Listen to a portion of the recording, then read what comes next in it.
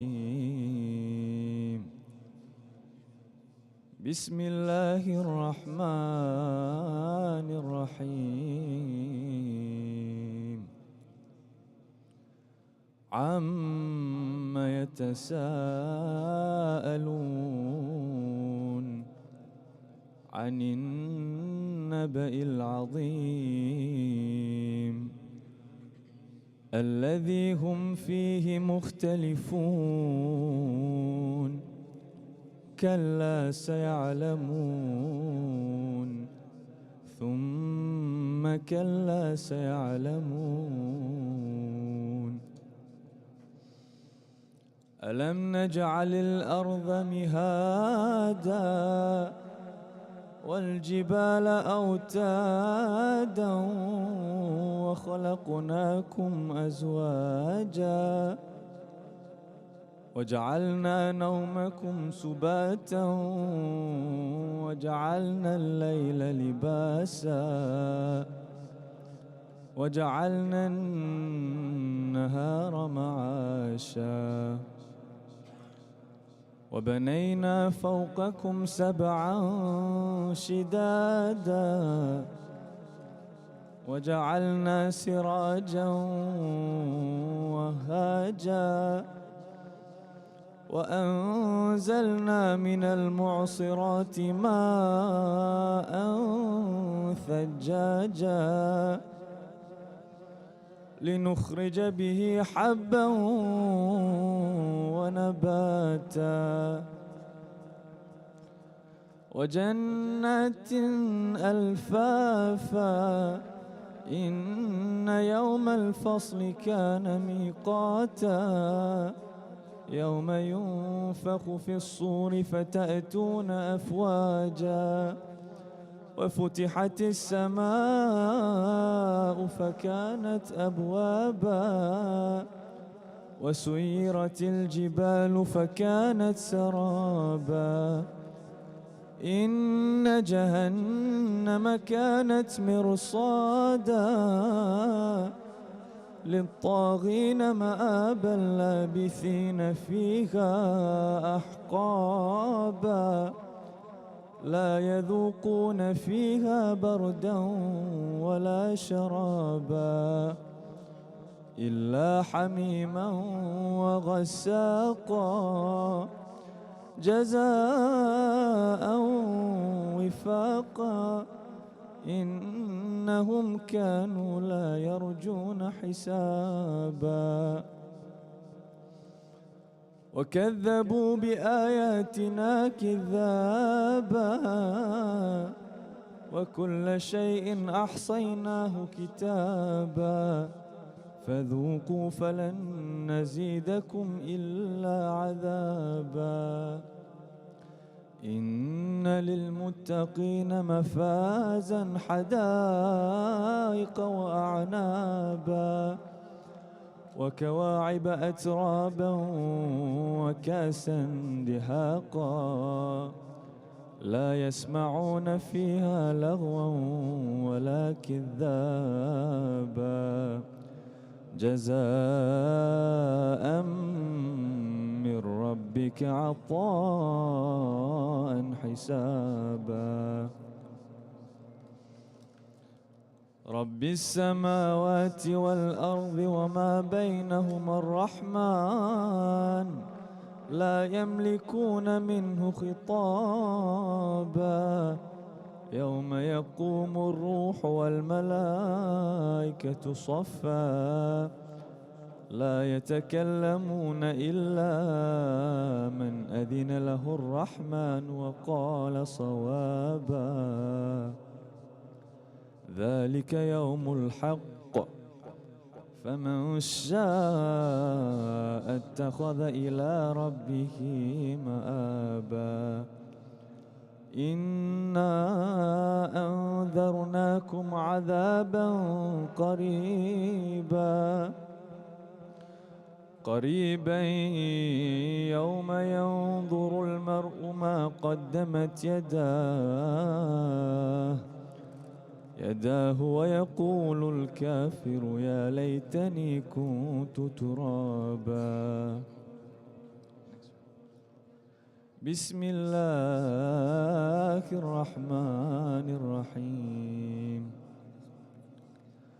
والنازعات غرقا والناشطات نشطا والسابحات سبحا فالسابقات سبقا فالمدبرات أمرا يوم ترجف الراجفة تتبعها الرادفة قلوب يومئذ واجفة أبصارها خاشعة يقولون أئنا لمردودون في الحافرة أئذا كنا عظاما نخرة قالوا تلك إذا كرة خاسرة فإنما هي زجرة واحدة فإذا هم بالساهرة هل أتاك حديث موسى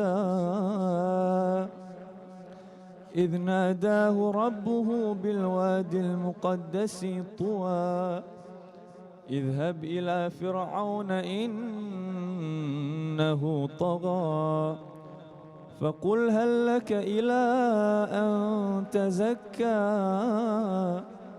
وأهديك إلى ربك فتخشى فأراه الآية الكبرى فكذب وعصى ثم أدبر يسعى فحشر فنادى فقال أنا ربكم الأعلى فأخذه الله نكال الآخرة والأولى إن في ذلك لعبرة لمن يخشى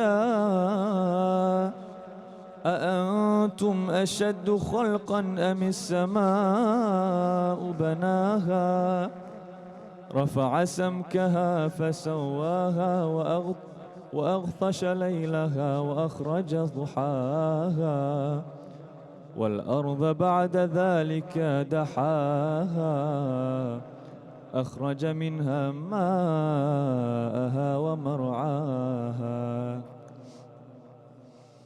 والجبال أرساها متاعا لكم ولأنعامكم فإذا جاءت الطامة الكبرى يوم يتذكر الإنسان ما سعى وبرزت الجحيم لمن يرى فأما من طغى وآثر الحياة الدنيا فإن الجحيم هي المأوى وأما من خاف مقام ربه ونهى النفس عن الهوى فإن الجنة هي المأوى يسألونك عن الساعة أيان مرساها فيما أنت من ذكراها إلى ربك منتهاها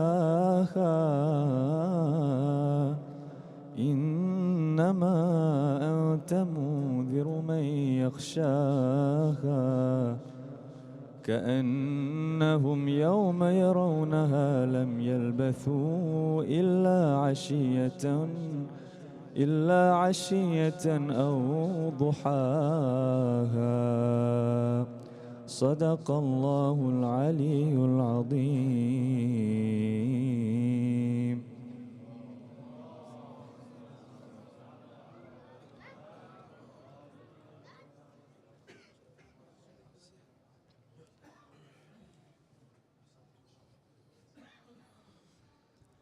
بسم الله الرحمن الرحيم اللهم صل على محمد وآل محمد اللهم رب النور العظيم ورب الكرسي الرفيع ورب البحر المسجور ومنزل التوراة والإنجيل والزبور ورب الظل والحرور ومنزل القرآن العظيم ورب الملائكة المقربين والأنبياء والمرسلين اللهم إني أسألك بوجهك الكريم وبنور وجهك المنير وملكك القديم يا حي يا قيوم، أسألك باسمك الذي أشرقت به السماوات والأرضون،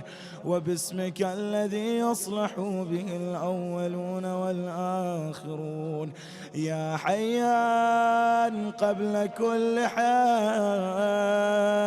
ويا حيان بعد كل حي، ويا حيان حين لا حي، يا محيي الموتى ومميت الأحياء، يا حي لا إله إلا أنت. اللهم بلغ مولانا الإمام الهادي المهدي القائم بأمرك صلوات الله عليه وعلى آبائه الطاهرين عن جميع المؤمنين والمؤمنات في مشارق الأرض ومغاربها، سهلها وجبلها وبرها وبحرها، وعني وعن والدي من الصلوات زنة عرش الله ومداد كلماته وما حصاه علمه وأحاط به كتابه. اللهم إني يجدد له في صبيحة يومي هذا وما عشت من أيامي أحدا واقدا وبيعة له في عنقي لا أحول عنها ولا أزول أبدا.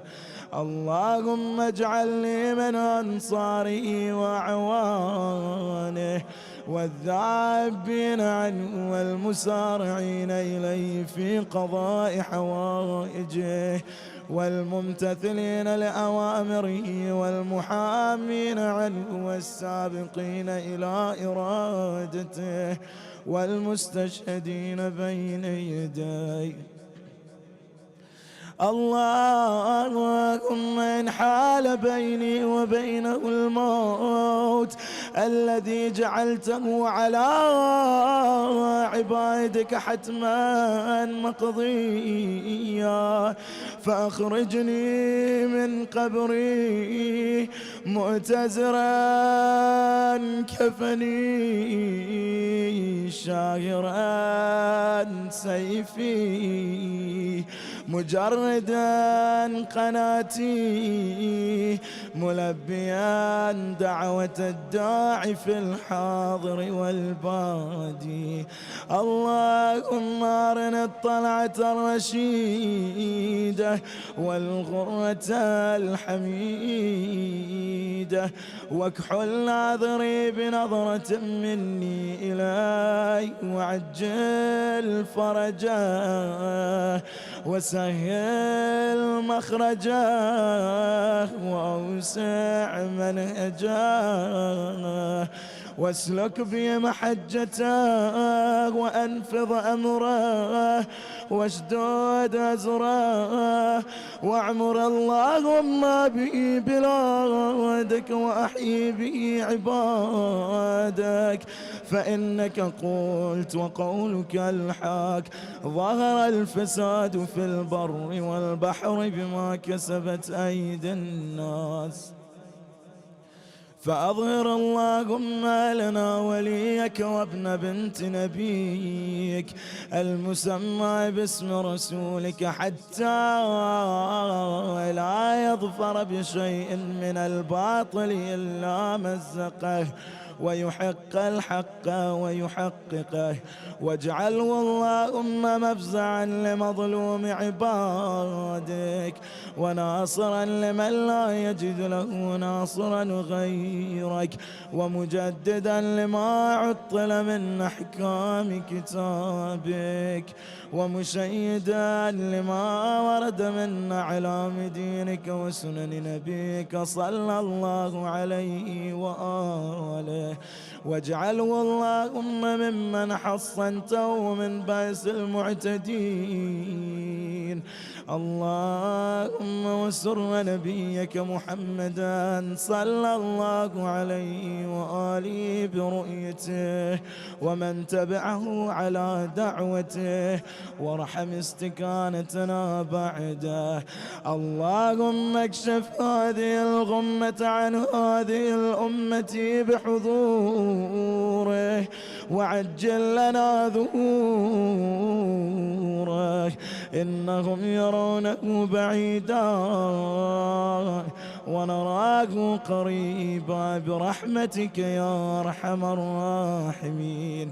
العجل العجل يا مولاي يا صاحب الزمان، العجل العجل يا مولاي يا صاحب الزمان، العجل العجل يا مولاي يا صاحب الزمان. وصل اللهم على سيدنا محمد وآله وسلم تسليما كثيرا كثيرا.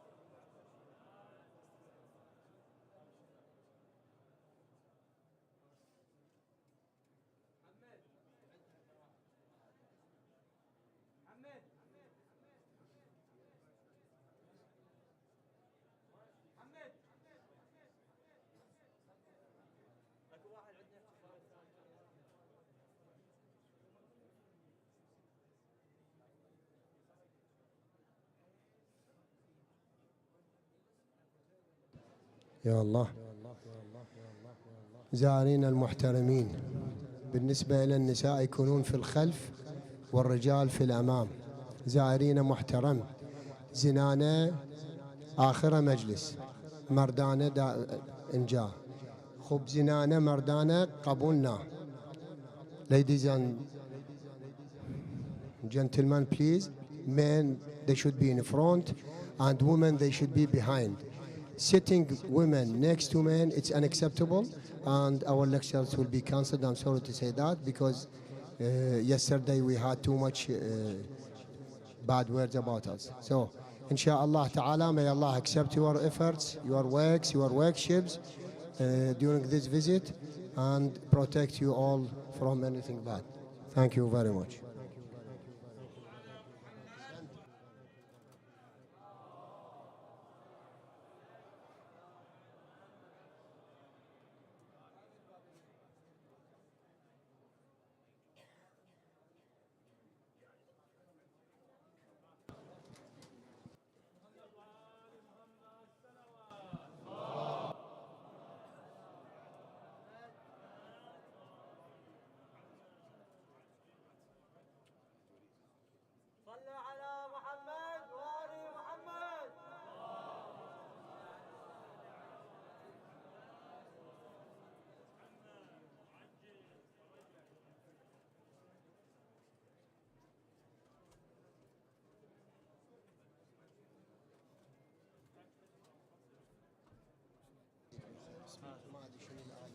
هذا راح يشتغل.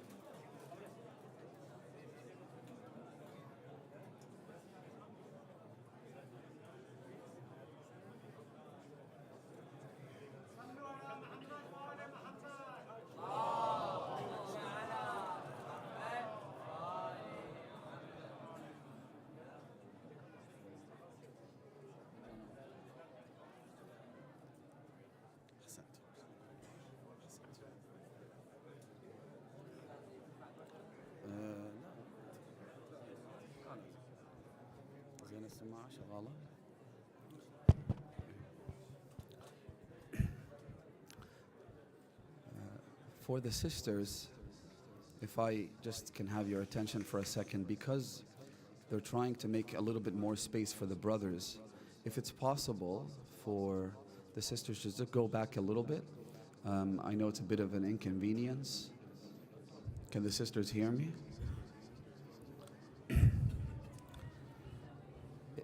If the respected sisters could just move back a little bit so as to make more space for the brothers, that would be much appreciated, inshallah. Sallu ala Muhammad wa ali Muhammad.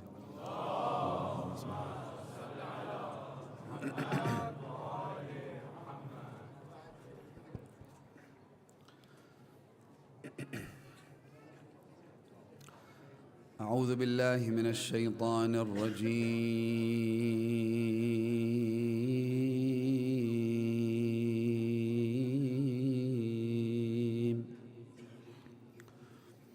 بسم الله الرحمن الرحيم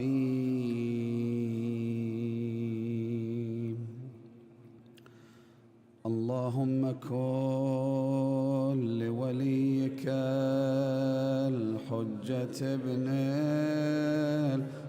الحسن صلواتك عليه وعلى آبائه everyone في هذه الساعة raise your voice وفي كل ساعة وليا وحافظا وقائدا وناصرا ودليلا وعينا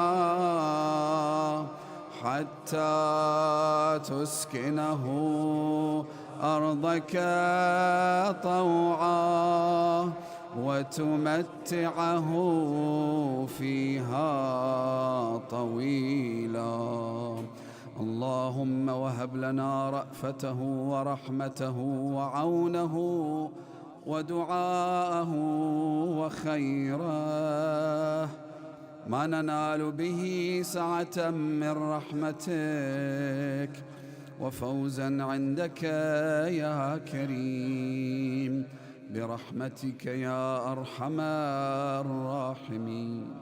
For the hastening of the reappearance of the Master, the Savior, the Avenger of the blood of Abu Abdullah al-Hussein, Al-Hujjat ibn al-Hasan al-Askari, recite the loudest salawat ala Muhammad wa ali Muhammad.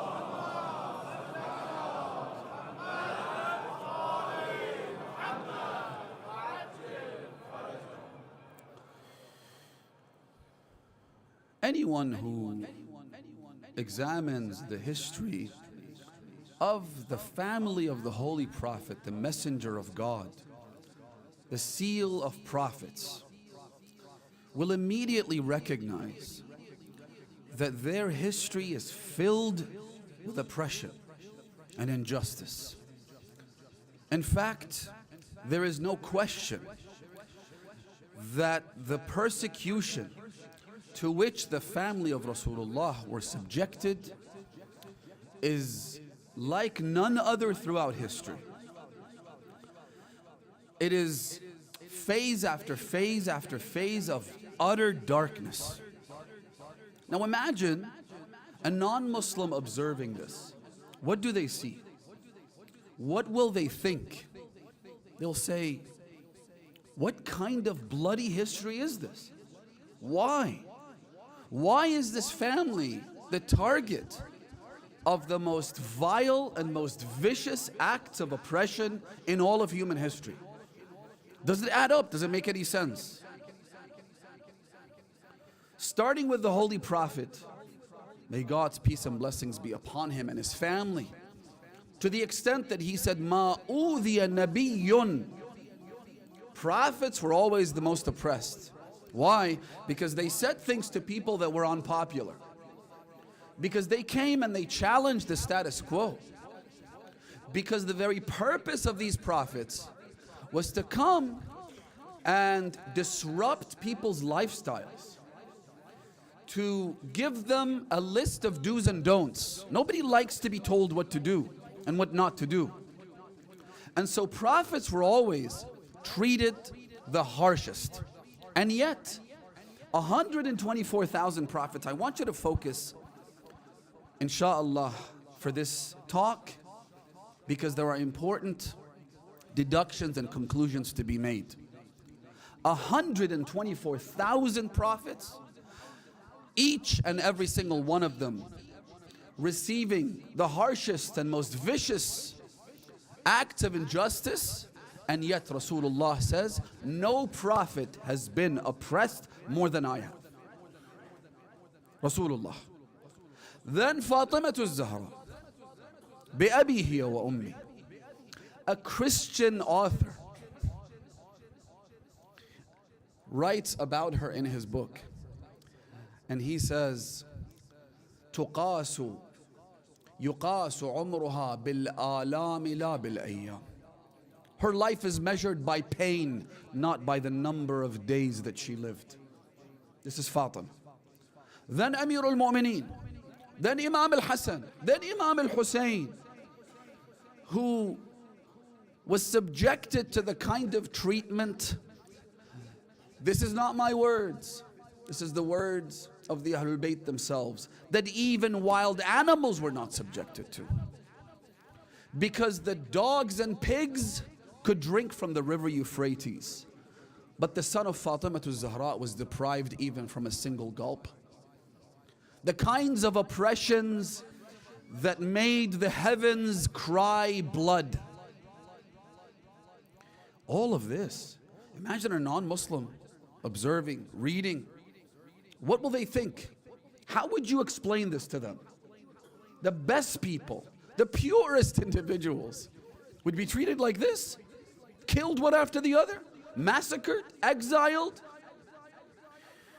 We have general responses that we can give. For instance, we would say things like, and these are not wrong answers, but bear with me. We would say, look, حب الدنيا رأس كل خطيئة. The tradition states, the love of this dunya, being infatuated by the transient, base pleasures of this world, is at the root of all evil. When someone loves this dunya, they will be blinded to the truth. The enemies of the Ahlul Bayt were lovers of the dunya. The Ahlul Bayt themselves, they were lovers of the akhirah. And so these two things are irreconcilable. They're inconsistent. They're contradictory. And so what happens is, of course, there's going to be a clash.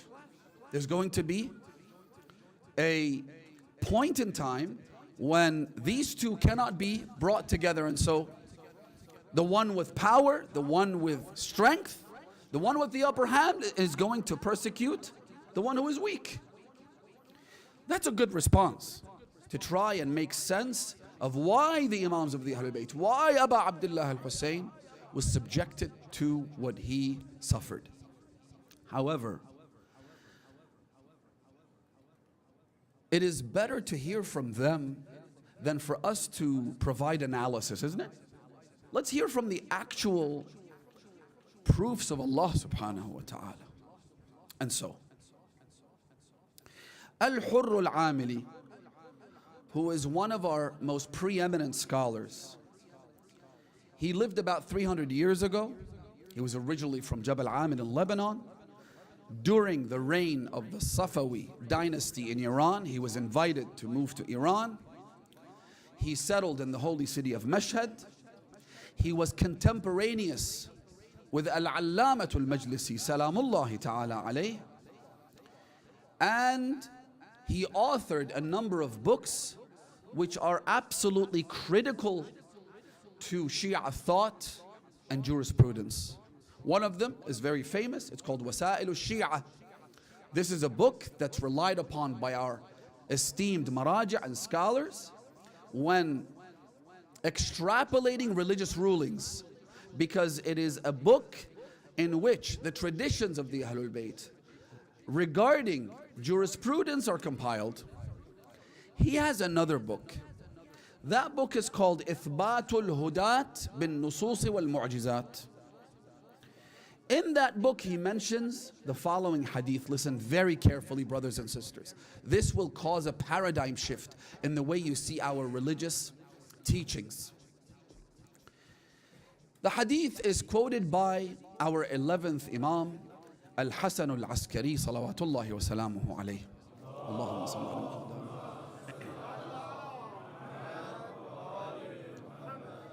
In which the Imam says, he says, إِنَّ بَنِي أُمَيَّةَ وَضَعُوا سُيُوفَهُمْ فِينَا. The Umayyads put their sword in us. The Imam is choosing his words very carefully. This is such a painful description. They unsheathed their swords and stabbed us with them for two reasons, the Imam says. Number one, he says, because they were oppressors, they usurped the succession of Rasulullah from us. They took authority from us.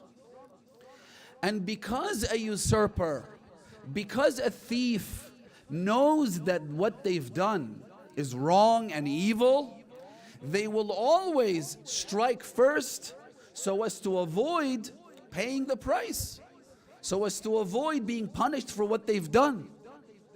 And so they engage in what's now called, in military lingo in this day and age, they call it a preemptive what?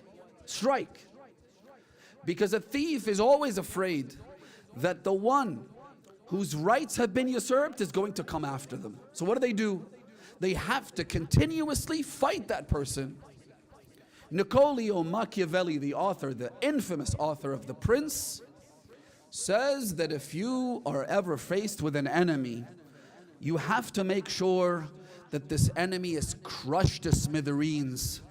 He says you can't be content with simply defeating the enemy, because that enemy will rise one day and will want to avenge the injustice. So you have to ensure the enemy is obliterated. Muawiyah's philosophy, Yazid's philosophy. So Imam al-Hasan al-Askari says that it was this mentality that knowing that I'm a usurper, knowing that I'm a thief, I have to engage and launch these preemptive strikes, right? They know who they are, they know what they've done, which is why Amir al-Mu'mineen says in the Shaqshaqiyya sermon in Nahj al-Balagha, the second sermon, which has to be read and has to be studied by every Shia. The Imam says, أَمَا وَاللَّهِ لَقَدْ تَقَمَّصَهَا ابْنُ أَبِي قُحَافَةَ وَإِنَّهُ لَيَعْلَمُ أَنَّ مَحَلِّي مِنْهَا مَحَلُّ الْقُطْبِ مِنَ الرَّحَى ينحدر مني السيل ولا يرقى إلي الطير فسدلت دونها ثوبا وطويت عنها كشحا. He says that the son of Abi Quhafa, number one, he says he knows who I am, he knows my position, he knows that I am the axis to the mill. Have you ever seen a hand mill? You have these two discs and they crush the grains in between. You need an axis to keep it together. He knows I am that axis. And yet he usurped this authority, he stole this khilafah, and he tore up this shirt and put it on. By the way, when the Imam describes the khilafah as a shirt, that is another miracle of the literary genius of Ali ibn Abi Talib. Because when you take someone else's shirt by force, you're going to have to rip it up. You can't just peacefully take it off and put it on. You have to damage the shirt. You have to destroy the shirt. You have to completely tarnish the Khilafah of Rasulullah so that Abu Bakr al-Baghdadi comes back 1,400 years later and calls himself Abu Bakr al-Thani. There's a reason for that. That's the kind of Khilafah they took and inherited to these people. Right? Now, Imam al-Hasan al-Askari, going back to the hadith, says, number one, they were evil, they were vile, they were violent because they knew who they were, and in order to preserve what they had to act in this manner. Number one. Number two, which is incredibly important. He says, because these tyrants had heard from multiple sources. Are these sources from the traditions of the Holy Prophet? Or are they sources derived from the Bible and the Torah and the Psalms of David? Allah only knows. He says that they had received reports that the tyrant's rule will not continue forever. That one day a person will come who will fill the earth with justice and cleanse all forms of oppression from it. And that when this person comes, the Imam says, he will go after the tyrants and destroy their rule and their authority. And so, Imam al-Hasan al-Askari, I'm quoting his words, he says, because of that, they sought to kill and murder every single member of the Ahlul Bayt, knowing that it is from this lineage, it is this family that's going to produce Al-Mahdi al-Muntadhar Ajjalallahu ta'ala farajahu al-Sharif.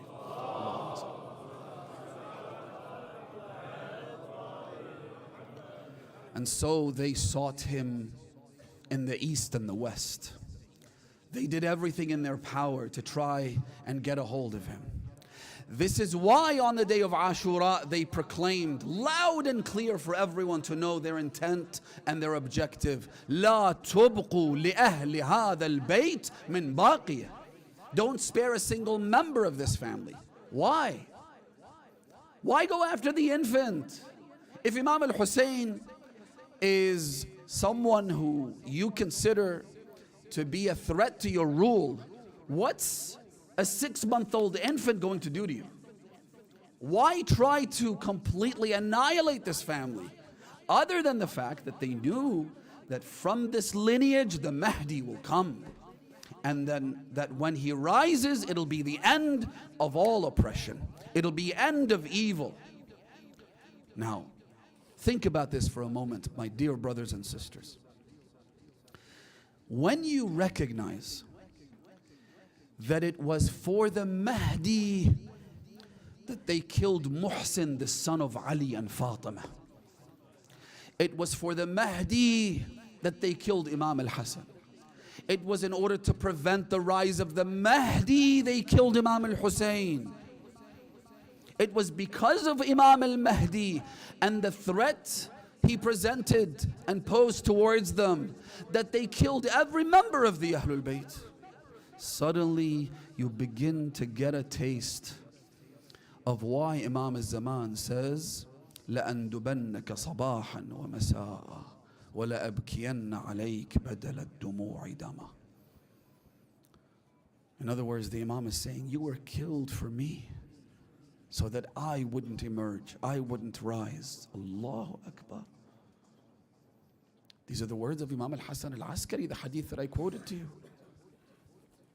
Suddenly, every single one of our occasions, beginning with the 15th of Sha'ban, acquires a new sense of importance. It tells you that this is critical. Upholding and celebrating and commemorating the 15th of Sha'ban isn't just another occasion. This is at the very core of our struggle. This is who we are. This represents our identity. Suddenly every single one of our occasions have to have a Mahdawi dimension.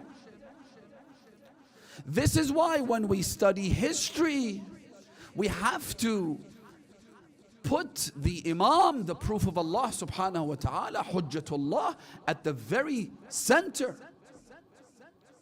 When you study history, what's the point of learning about who ruled and who died and who married who and who killed who? What's the point? Nowadays it's become traditional. It's become a favorite pastime. We sit back and we binge watch all these series, 200, 300 episodes. For what? What do we get out of it? Absolutely nothing but vice and evil. When you study history, the hujjah of Allah has to be front and center. When you study aqaid, the hujjah of Allah has to be front and center. Not for someone to get up on the pulpit and spew, in the words of Grand Ayatollah Shaykh Wahid Khurasani, may Allah bless him and prolong his life. He says the regurgitated barf of Greeks and Romans is being presented from the mimbar of Imam al-Hussein. Things like Wahdatul Wujud and other Sufi garbage. The hujjah of Allah, the words of Imam al-Zaman, the teachings, the school of the Imam has to be front and center. Not to write an entire book on aqa'id and then you don't find a single verse of the Quran in it or a single hadith of the Ahlul Bayt. When you study akhlaq and morality and etiquette, the hujjah of Allah has to be front and center. Why? Because again, all of the suppression, all of this injustice was in order to prevent the birth of Imam al-Zaman and to stop this monumental, historic event from taking place. Of course, Imam al-Hasan al-Askari then says, يَأْبَى اللَّهُ إِلَّا أَن يُتِمَّ نُورَهُ وَلَوْ كَرِهَ الْكَافِرُونَ. He says they'll try, of course, but in the end, the will of Allah subhanahu wa ta'ala will prevail. And God wishes for this light to be illuminated. He's not going to let them win this battle. They may win the battles, but not the war. The war will be won by the proof of Allah and His representative in this universe. And so, my dear brothers and sisters, suddenly you begin to realign your priorities. When you visited Imam al-Hussein today, you recited Ziyaratul Arba'een. May Allah bless you. You've already been blessed. You've already been given the highest accolade, the highest honor of being made among the pilgrims to the shrine of Abu Abdullah al-Hussein, to rub shoulders with God's prophets and His angels and the other celestial beings. When you went there today, you recited the Ziyarah of Arba'een. In that Ziyarah, there's a statement. This statement reads, you say to the Imam, you're addressing him, and you say, فَقَلْبِي وَقَلْبِي لِقَلْبِكُمْ سِلْمٌ وَأَمْرِي لِأَمْرِكُمْ مُتَّبِعٌ وَنُصْرَتِي لَكُمْ مُعَدَّةٌ. My heart is in complete alignment and synchronicity with yours. It's whatever you wish, whatever you want. الحق ما رضيتموه والباطل ما أسخطتموه والمعروف ما أمرتم به والمنكر ما نهيتم عنه, as we recite in Ziyarat Al Yasin. The truth is what you deem favorable. Whatever the Imam loves is the absolute good. Whatever the Imam despises is the unmistakable evil. Whatever the Imam enjoins is ma'roof. Whatever the Imam prevents us from and forbids us from is munkar.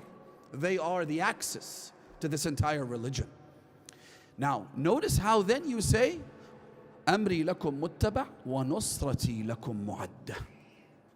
Ziyaratul Arba'een, my dear brothers and sisters, is a pledge of allegiance to Imam al-Zaman. Ziyaratul Arba'een is you affirming this covenant that you have given to your Imam, that my support to you is ready. Whenever you make the signal, whenever the call is made, as soon as it's confirmed that the Imam has reappeared, this is my life's legacy and work is going to be presented to you, because I've been in a state of preparing for that day. Nusrati means my support. Mu'adda is ready. You're not going to get ready when the Imam comes. Why? Because then it's too late. يوم لا ينفع نفسا إيمانها لم تكن آمنت من قبل أو كسبت في إيمانها خيرا, as Allah subhanahu wa ta'ala says in the Quran. That day when God's proof comes, you can't say, well, from now on I'm going to believe. From now on I'm going to join his ranks. You have to be ready, and that's exactly what you were telling Imam al-Hussein. Nusrati lakum mu'adda. Read Ziyarat Ashura once again. Suddenly you realize that it's all about the Mahdi. It's all about the 12th Imam. It's all about God's final emissary. You say, Ya Aba Abdullah, bi'abi anta wa ummi, laqad azuma musabi bik. May my parents be ransomed for you. Oh Aba Abdullah, your tragedy is truly great upon me. Then you say, فَأَسْأَلُ اللَّهَ الَّذِي أَكْرَمَ مَقَامَكَ. So I ask Allah who has honored you and elevated you, and yukrimani bik. Ya Aba Abdullah, I know I'm not worth it. I know I'm a nobody. I know I'm just a drop in the bucket. I know I'm full of sins from head to toe. I don't even deserve to be in the vicinity of your grave, let alone be listed among the supporters of Imam al-Zaman for whom you were killed. I know I'm not worth it, but I ask Allah to honor me because of you, thanks to you. Because when the day comes when we are raised from our graves, maybe I can say, oh Allah, yes, I know I'm sinful. I know I am disobedient. I know I am delinquent. I know I am the last person you want to bestow your mercy on. But I was a Zair of Aba Abdullah al-Hussein. I came from far-flung places to visit the shrine of Imam al-Hussein. And yukrimani bik wa an yarzuqani. Then you say, I ask Allah not only to honor me, but to grant me the privilege and the blessing to support you and to avenge you مع إمام مهدي من آل محمد.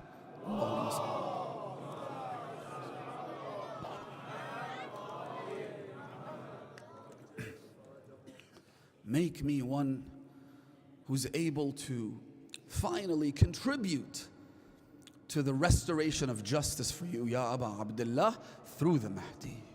Through the Mahdi. There's a hadith I want to share with you that speaks to this fact.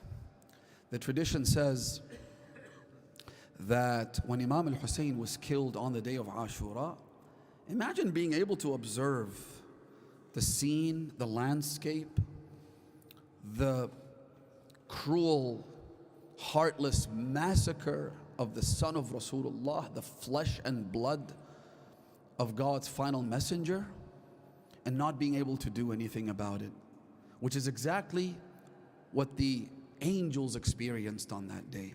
So the hadith says that the angels said to Allah, said to God, they said to him, Rabbana, O our Lord, إن هذا صفيك وابن بنت صفيك. This is Hussein. This is your chosen one, the son of your chosen one. This is what they do to him. Give us permission. Let us do something. فأشار الله تعالى إلى المهدي. Allah showed them a shadow of the 12th Imam. How blessed are we to be living in a time when he is our Imam.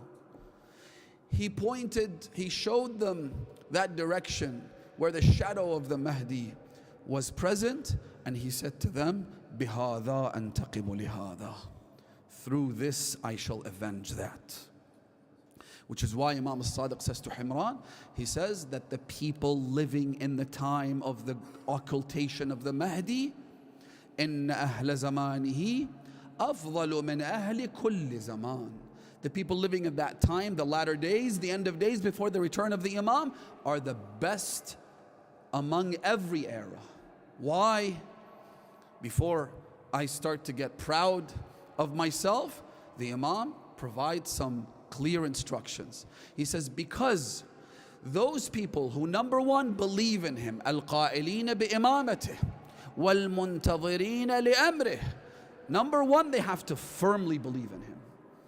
Their belief in the Imam can't be some kind of abstract theoretical notion that yes, we have 12 Imams, the last one is still living. It has to be firm, it has to be strong, it has to be based on a very solid foundation, and it has to be personal. It can't just be theoretical. You have to establish this personal connection to the Imam.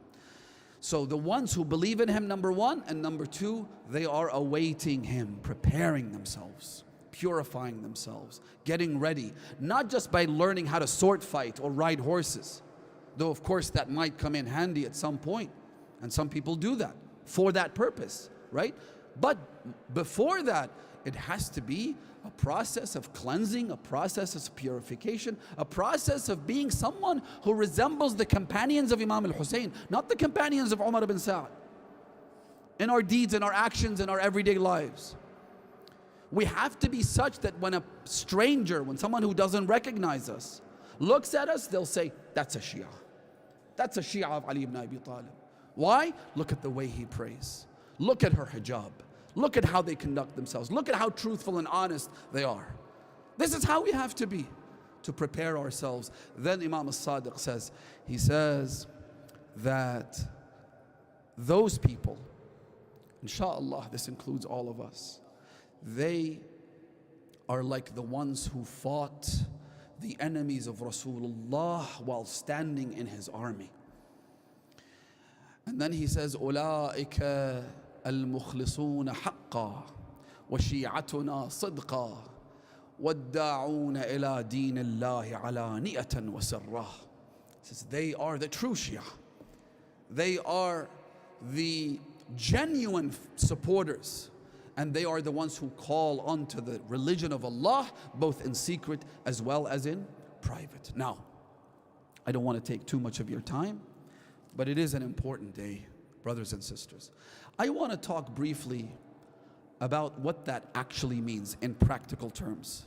To support the Imam, to be ready for the Imam. And I'll do that by looking at the journey of Imam al-Hussein. And specifically, we'll talk about what I like to call the supporters and the deserters. Because Imam al-Hussein faced both of these groups. When Imam al-Hussein left Medina, the people of Medina didn't even care enough to ask why the son of Rasulullah has left our city in the pitch black darkness. Why did he go? What happened? What does he want us to do? Should we leave with him? Should we leave him? They deserted Imam al-Hussein. Of course, this was in the year 61 after Hijrah. A mere 2 years after that, in the year 63, they woke up from their slumber, mashallah. They sent Abdullah ibn Hanzala as part of a delegation to Sham. They said, hey, Yazid doesn't strike us as a righteous Khalifa. And so go there, investigate, see for yourself, come back and tell us whether this is a good man or not. Should we give him our allegiance or not? So Abdullah ibn Hanzala goes to Sham, he comes back, he says, listen to me, I'm actually surprised that God's punishment and chastisement and adab is not descending upon all of us right now to completely obliterate us. They said, why? He said, because Yazid is sharib al-khumur. He sits on the pulpit of Rasulullah and he drinks, he sips wine. What kind of Khalifa of the Prophet is he? So the people of Medina, after 2 years, after deserting Imam al-Hussein, decide to rise up. And they paid a very heavy price for that. Not for rising up, but for deserting Imam al-Hussein, for abandoning the family of Rasulullah. What happened? Yazid sent a person named Muslim ibn Uqba as the head of a contingent of troops. He told them, he gave them clear instructions. You all know the story, it's called Waqi'atul Harra. He said to them, go to Medina. The city of Medina is a free-for-all for 3 days. You get to do whatever you want. You'll be immune from prosecution. And sure enough, they did exactly that. They went into the city. A very brief rap sheet of their crimes is this. Who mentions this, by the way? Ibn Kathir, the author of Al-Bidayah wal-Nihaya, who's a Sunni scholar, who's a prominent historian in their school. In his book, he lived in the 8th century after Hijrah. He says that they came into the city of Medina. They killed 10,000 men, women, and children. They killed 700 companions and the companions of Rasulullah. And they committed such atrocious, heinous crimes that a year after that, 1,000 illegitimate children were born. Blood, there was a river of blood that ran into the mosque of Rasulullah, Masjid al-Nabawi. This is what they did. That was the price paid by the people of Medina for deserting Imam al-Hussein. So they were the deserters. Who supported Imam al-Hussein? Bani Hashim, Abu al-Fadl al-Abbas, right? The children of Aqil.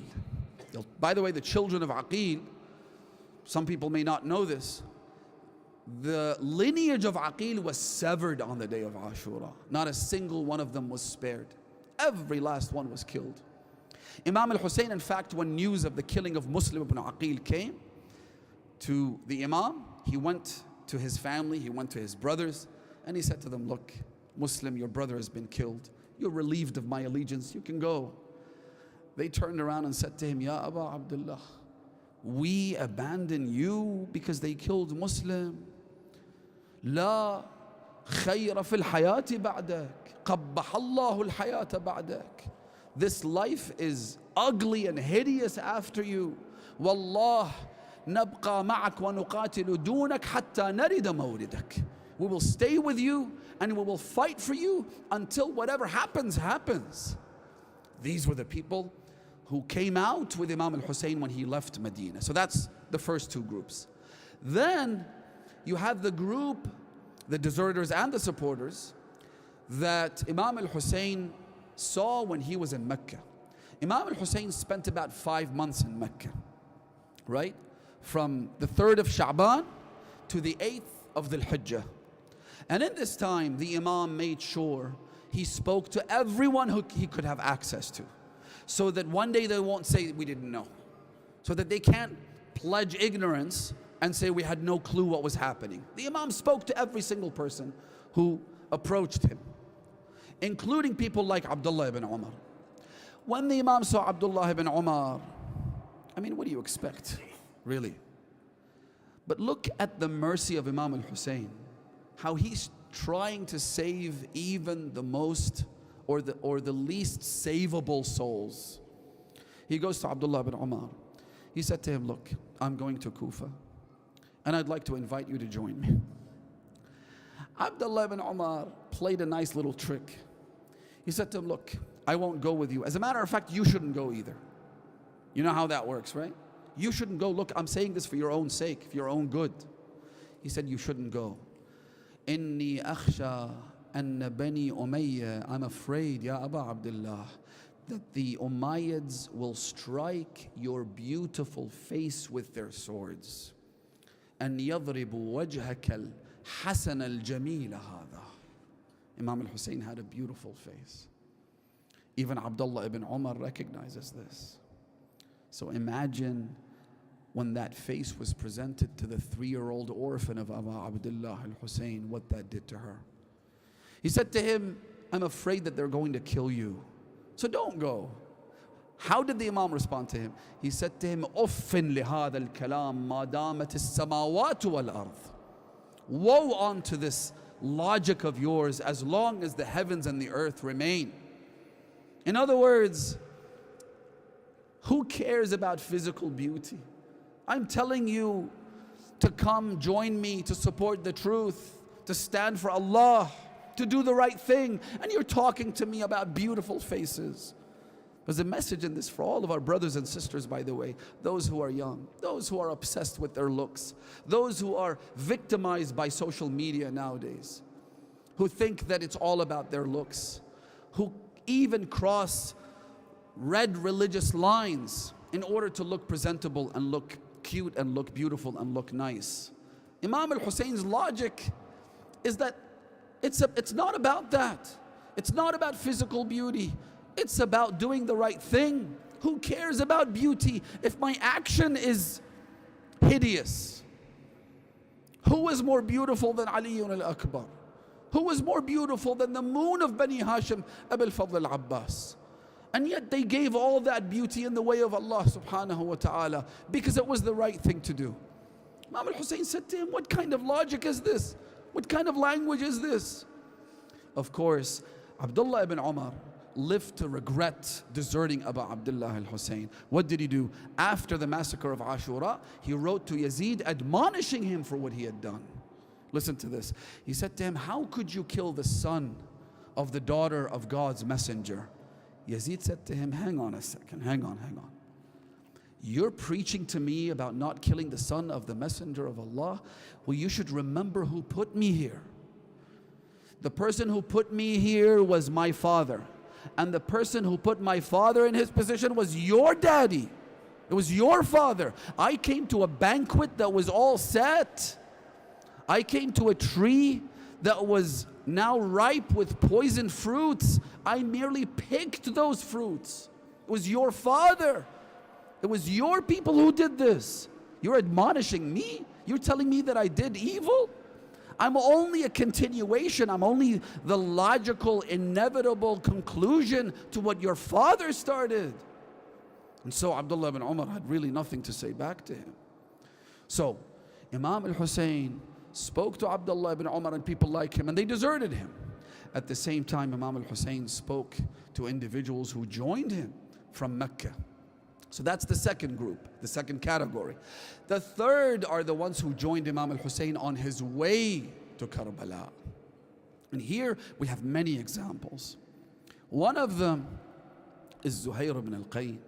Zuhair was not someone whose ideology, whose theology was in alignment with Imam al-Hussein. He accused Amir al-Mu'mineen of orchestrating the murder of Uthman. And he was seeking to avenge the murder of Uthman by killing Amir al-Mu'mineen. He was not a Shi'i by any stretch of the imagination. He was a Uthmani. And yet, one moment of reflection, one gaze at the luminous face of Abu Abdullah al-Hussein turned him from a Uthmani to a Husseini. So this was one example. The other was Ubaydullah ibn al-Hurr al-Ju'fi. You all know this character. Subhanallah. Imam al-Hussein called for him to come. But unlike Zuhair, he didn't go. So the Imam got up and went over to his tent. Ibn al-Athir describes this. He says, and he quotes Ubaydullah ibn al-Hurr al-Ju'fi. He says, when Hussein came to me, he was surrounded by a dozen or so of his little children. And these children kept looking at their father or their uncle, looking at Imam al-Hussein. When he sat, they all sat. When he got up, they all got up. You know how when the children are scared, they're terrified, what do?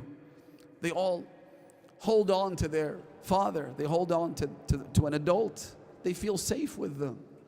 He says, I saw Imam al-Hussein in that manner, and it broke my heart that Hussein ibn Ali has reached the stage where instead of actual supporters, he's got nothing but children. You all know the legendary actions of Abdullah ibn al-Hasan, for instance. You all know how it was the children who supported Imam al-Hussein on the day of Ashura when he called out, Ala hal min nasirin yansuruna, ala hal min dhabbin yadubbu anna. Historians say that children emerged from the tent saying, Labbayka ya amma. Oh uncle, we are at your beck and call. We're here to help you. The Imam looked at it was Abdullah ibn al-Hasan. It was al-Qasim ibn al-Hasan. It was Abdullah ibn Junadah. Abdullah ibn Junadah was this young boy who came to the Imam and he said to him, give me permission to go and fight. The Imam looked at this young boy, he couldn't even hold a sword right. He said that this boy's father was just killed in battle, take him back to his mother. He said, Ya Aba Abdullah, it was my mother who sent me to you. The Imam cried, the mother insisted. The young man went into the battle. He's the person who famously declared, Amiri Husaynun wa ni'mal amir. Surur fuad al-bashir al-nadhir. Ali wa Fatimatun walidah, fahal ta'lamuna lahu min nadhir. This statement, by the way, brothers and sisters, I always say, everyone should memorize it so that when we are lowered into our grave and the angels come and question us and they ask us, Man imamuk, we also say, Amiri Husaynun wa ni'mal amir. Don't worry about who I am. You should just know that my Imam is Abu Abdullah al-Hussein. Children defended Imam al-Hussein. And so Ubaidullah ibn al-Hur says that I saw Hussein in this manner. The Imam said to him, Inna dhahraka muthqalun bil atham. Your shoulders are weighed down by your sins, because he was a pirate. He was someone who betrayed Amirul Mu'mineen and joined Muawiyah. He was an evil man. So the Imam came to him, he said, look, you've committed way too many sins. I'm inviting you to come so that you could cleanse yourself. What does he say to the Imam? He says to him, Inna farasi bi-alf wa inna sayfi bi-alf. Look, I'm not going to join you, but I'll make a small donation. I'll give you my horse, it's worth 1,000. Gold coins, silver coins, what difference does it make? And I'll give you my sword, it's the best in the business. The Imam said to him, now that you have chosen not to grant us your soul, فَلَا حَاجَةَ لَنَا بِفَرَسِكَ وَلَا بِسَيْفِكَ. I don't need your sword, I don't need your sword, your horse. I'm here to save you. I couldn't care less about these things. Remember, Imam al-Hussein would not have benefited from this person joining him. Surely Imam al-Hussein didn't want this person so that he could win the battle. One person would have made no difference. He was trying to save him. Which, by the way, my dear brothers and sisters, there's a lesson in this. That we should engage in amr bil ma'ruf and nahi an al munkar. We should enjoin good and forbid evil. Let's not become indifferent. Let's not become too used and numb to acts of sin, to deviation, to deception, to lies. Let's not be numb to all of that. You see something wrong, speak out. You see something, say something, as the famous expression goes, right? You will find it incredibly surprising how a single advice will change a person and turn them around. Invite people to the visitation of Imam al-Hussein. Invite people to do good and to refrain from evil. Imam al-Hussein cared so much, he went after this person. Of course, it didn't make a difference in the end, and he lived to regret it. Eventually, he committed suicide. Did you know that? He killed himself. Subhanallah. This was one example of someone joining Imam al-Hussein in the 24 days that he spent from the 8th of Dhul Hijjah when he left Mecca to the 2nd of Muharram when he arrived in Karbala. This person deserted Imam al-Hussein, and Wahab al-Kalbi, the Christian man, and his family, as well as Zuhair and others, they joined Imam al-Hussein, right? So then you have the people who met Imam al-Hussein and encountered him on the day of Ashura, who accepted to become a supporter of Imam al-Hussein and joined him on the day of Ashura. It was the likes of Habib ibn Mudahir. Habib ibn Mudahir was walking in the marketplace in Kufa one day. So Muslim ibn Awsaja, who was his friend, he saw him. He said, what are you doing, O Habib? He said, I'm here to buy hair dye, because I want to dye my beard. It's white, it's gray. I want to make it look black and young. Muslim said to him, but Habib, you know if you dye your hair today, in a couple of weeks, the color is going to fade away. You'll go back to looking old again. So it's useless. It's a vicious cycle. But I have a hair dye to offer you that never fades away. He said, what is it? He said, this letter that's been sent by Abu Abdullah al-Hussein, in which the Imam invites us to join him in Karbala and to drench our beards and dye our hair with the blood that gushes from our heads. That's a color that will never fade away. Habib ibn Mudahir set out to Karbala. Along with his slave, he joined the ranks of Imam al-Hussein. Allahu Akbar. Others did the same. Burayr ibn Khudayr, listen to this, brothers and sisters. Burayr, on the day of Ashura, comes to the Imam. He says to him, Ya Aba Abdullah, it sends shivers down my spine every time I read this. He says, لَقَدْ مَنَّ اللَّهُ تَعَالَى عَلَيْنَا. Allah has bestowed us with the greatest honor. He has done us the highest and most supreme privilege. Why?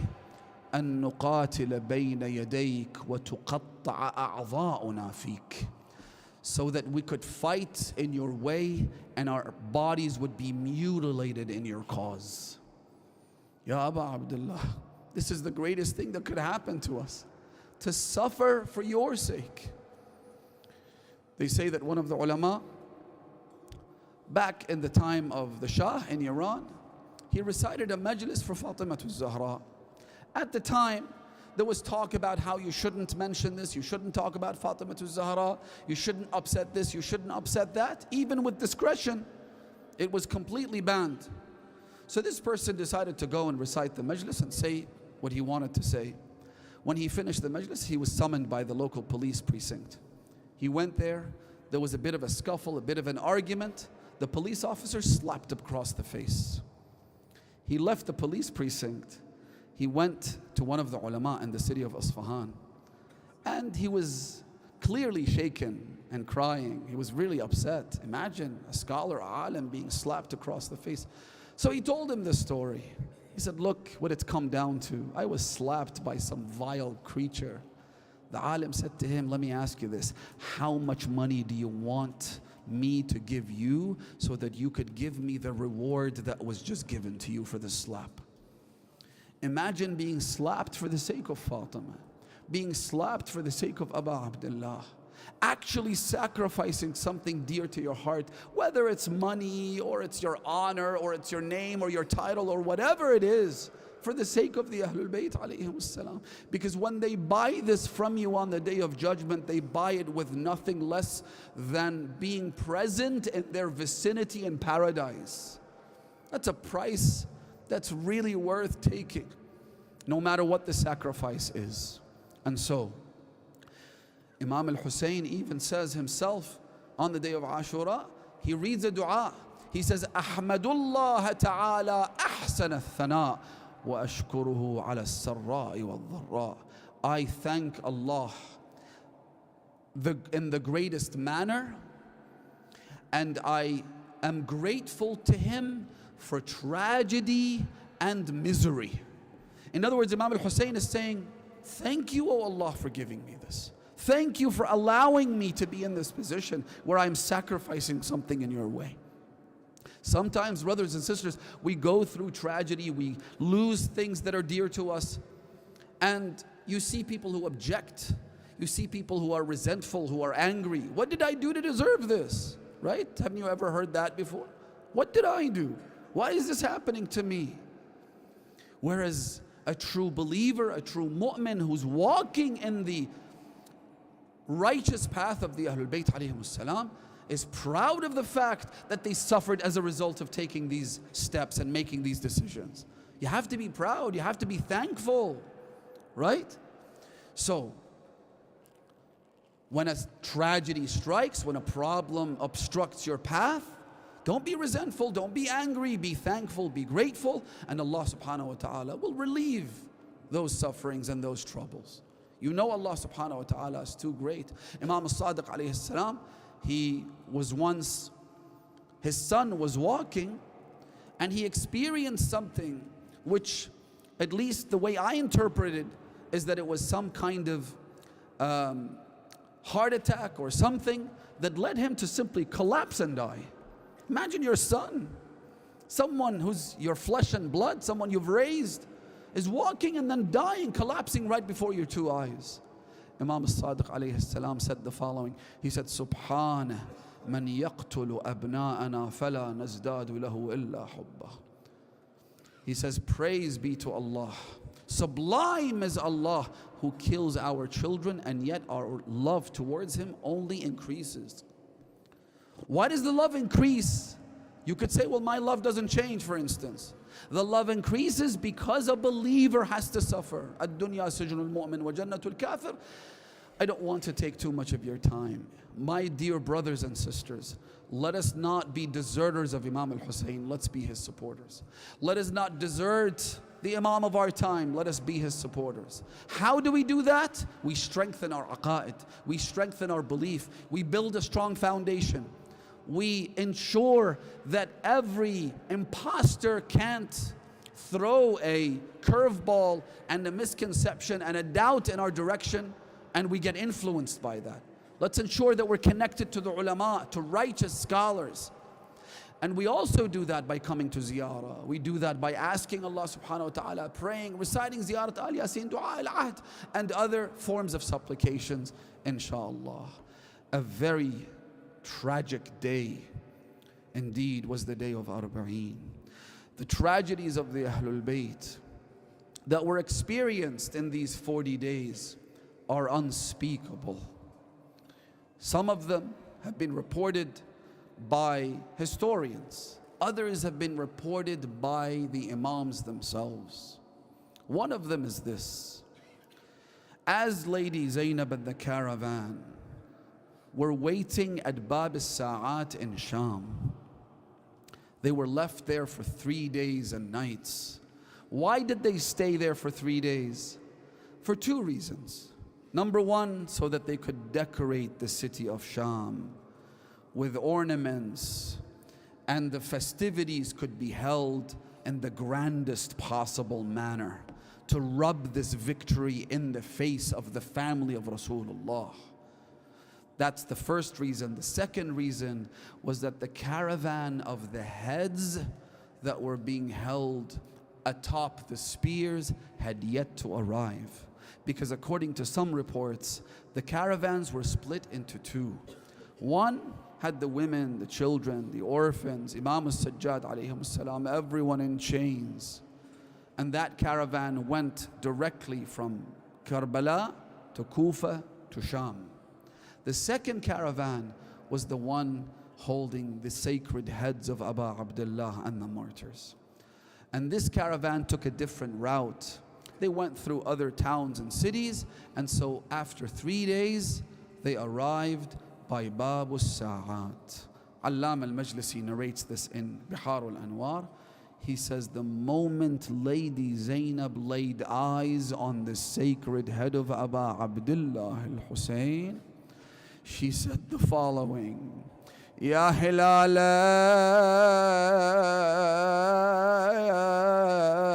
lamma istatamma kamala زاغه خسفه فأبدى غروبا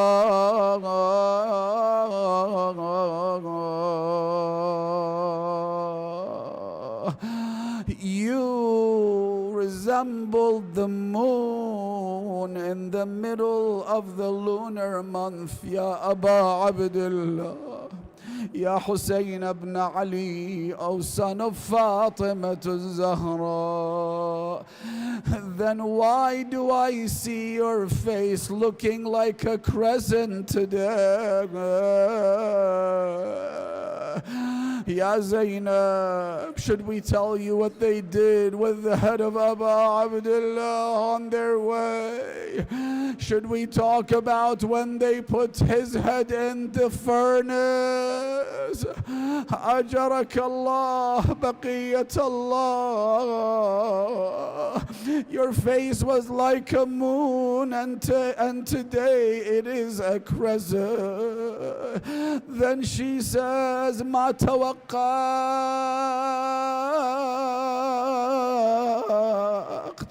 ya shaqiq fuadi كان هذا مقدرا مكتوبا. Oh my brother, I knew that you would be killed. Ayman had told me, our father had told me things, our mother had shared some things with me, but I never expected to see your head on top of a spear. كان هذا مقدرا مكتوبا. Then Lady Zainab makes an appeal to Imam al-Hussein. She begs him. What does she say? She says, أخي هذه فاطمة الصغيرة تكلمها فلقد كاد قلبها أن يذوبا. She doesn't say, Ya Abu Abdullah, they beat me with their lashes. She doesn't say, Ya Abu Abdullah, they took our abas off. She doesn't say what they did to her when she was trying to reach the body of Abu Abdullah. Instead she says, Ya Abu Abdullah, have a few words with your 3-year-old infant, with your girl, Ya Abu Abdullah. She still doesn't know what happened to you. فَلَقَدْ كَادَ قَلْبُهَا أَنْ يَذُوبَ. Her heart is melting, Ya Abu Abdullah. Say something to her, talk to her. فَلَقَدْ كَادَ قَلْبُهَا أَنْ يَذُوبَ. I can only imagine that one of the things that happened, one of the conversations was like this. Rubab looks up. أيوة ويلاه ومصيبته أجرك الله يا حجة ابن الحسن. Rubab looks up. She says, oh, my mistress Zainab, Sayyidati, tell me once again, didn't Abu Abdullah bury my infant boy Abdullah? Zainab would say, yes, he did. He buried him behind the tent. But Rubab then says, then why do I see his little head? His tiny head on a spear. أيوة ويلاه. Call out أيوة حسينة ومظلومة.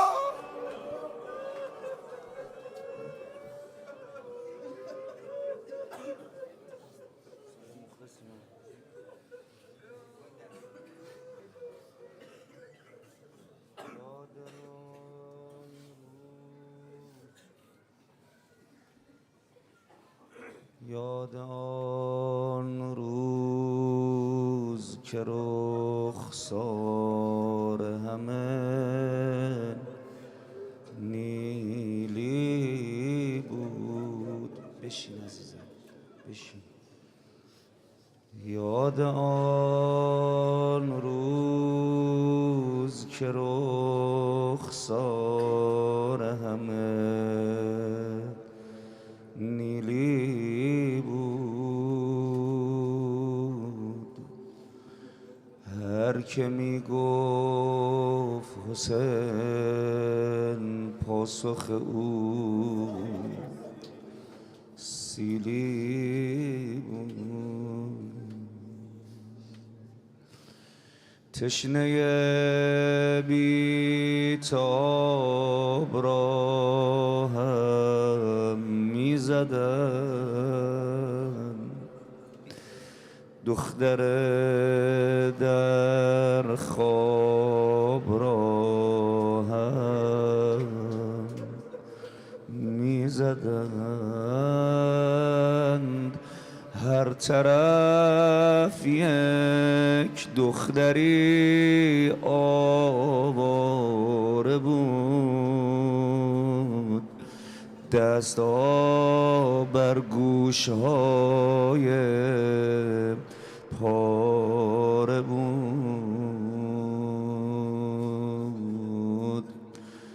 دست‌ها بر گوش‌های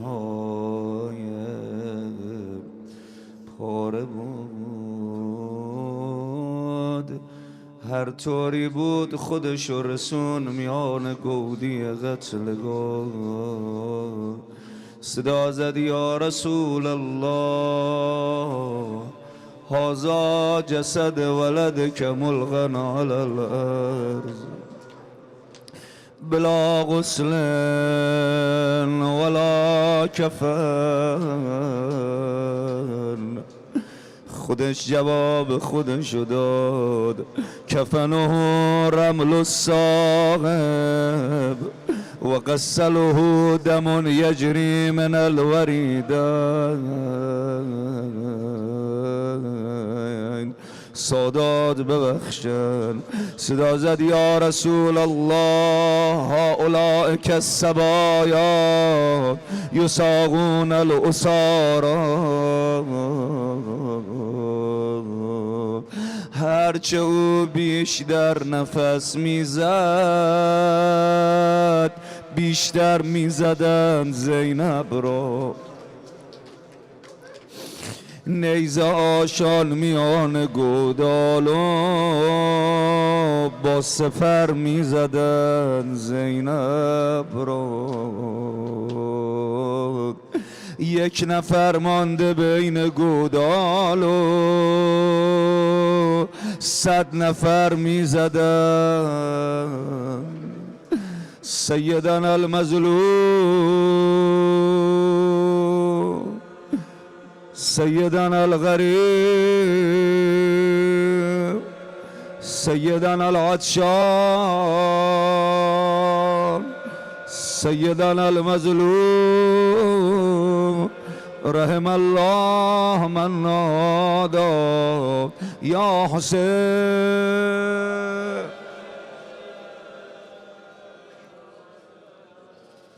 رحم الله من نادى یا حسین، غفر الله من نادى یا حسین، رحم الله من نادى، غفر الله من نادى یا حسین. خدا رحمت کنه گریه کنا رو، خدا رحمت کنه سینه زنا رو، خدا رحمت کنه هر کی سپرده به دست سینه زن شال عزا، به دست سینه زن. خدا بیامرز مادرمو، خدا بیامرز بابامو،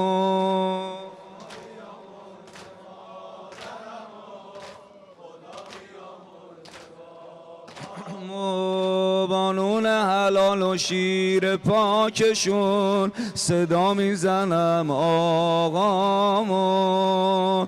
حسین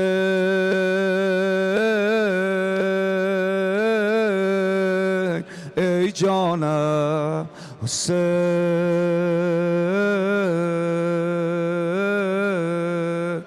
ای جانم، حسین دست تو بالا بیار، ای جانم، حسین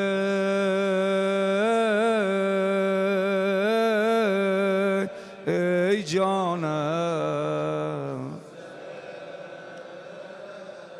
من هرچی بلدید و میخونم شما هم بخونید دیگه.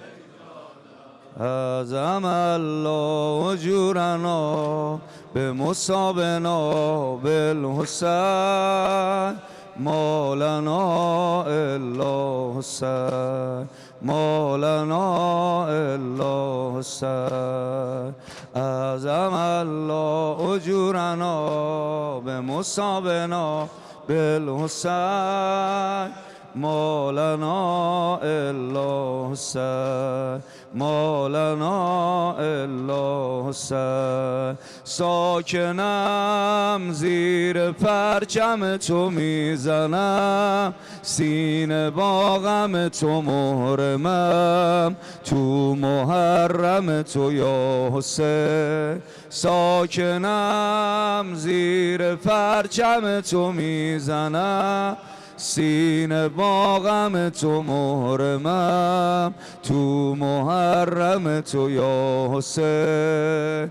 اعظم الله اجورنا به مصابنا بالحسین، ما لنا الا حسین، ما لنا الا. اعظم الله، اعظم الله اجورنا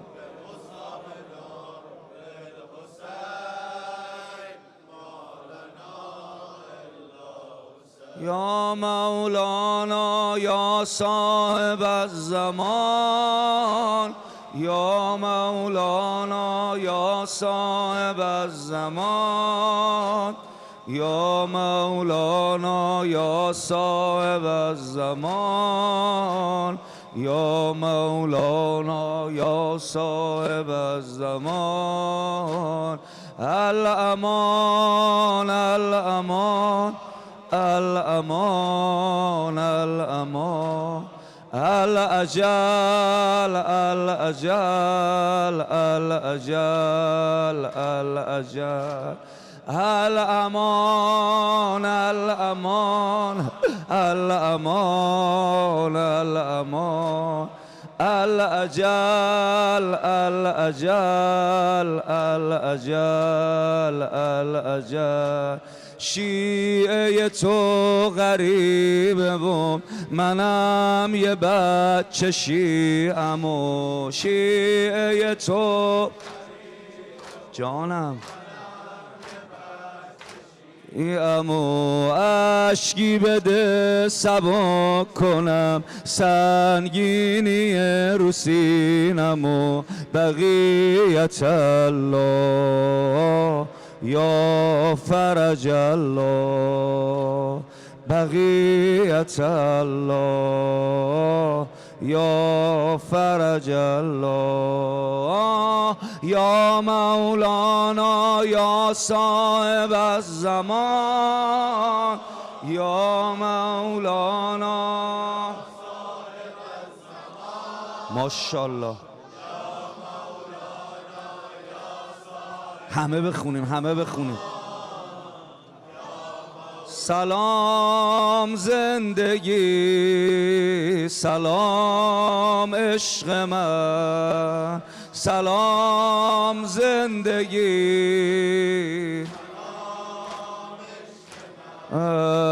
سلام علیک حجت ابن الحسن بقیت الله یا فرج الله بقی الله ابا صالح منم گدای تو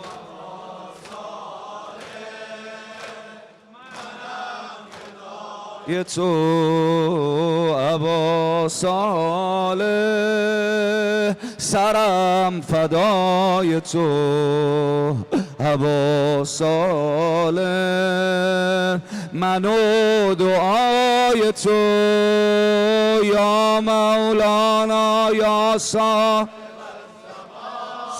صدا باشه به موقع تجهیز جنازه بخون باشه دیگه و زمان یا مولانا دستتو بالا بیار الامان الامان الامان الامان الاجل الاجل الاجل الاجل الامان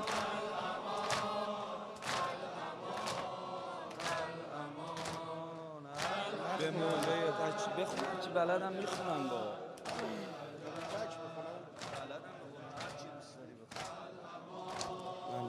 یکی دو بند بخونم الامان حسین حسین حسین حسین بگو حسین من یه بند دو بند بیشتر بیادبی نکنم و عزیزم بخونم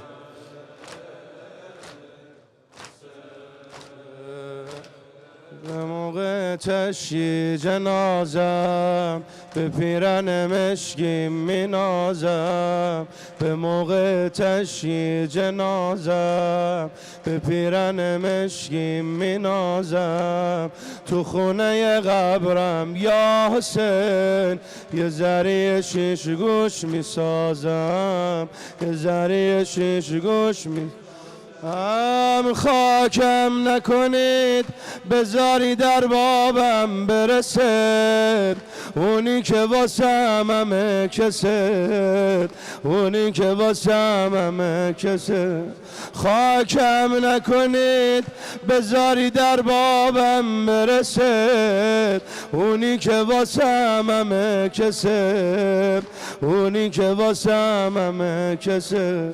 خاکم نکنید دلم فقط آقامو میخواد. امام رضا قول داده میاد، امام رضا قول داده میاد. حسین حسین جانم جانم همه بخونم.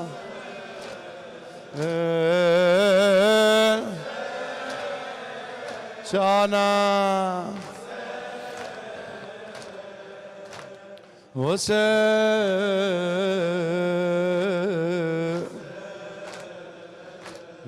نوکرت با کفن بیگانه است، نوکرت با کفن بیگانه است.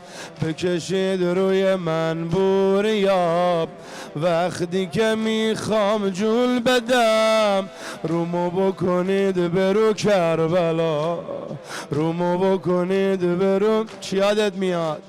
یادم نمیره شهرهای ناب روشنی رو، بین الحرمین سینه زنی رو، بین الحرمین سینه زنی.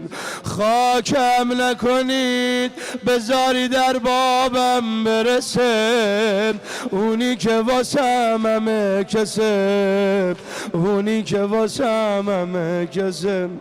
خاکم نکنید دلم فقط آقامو میخواد.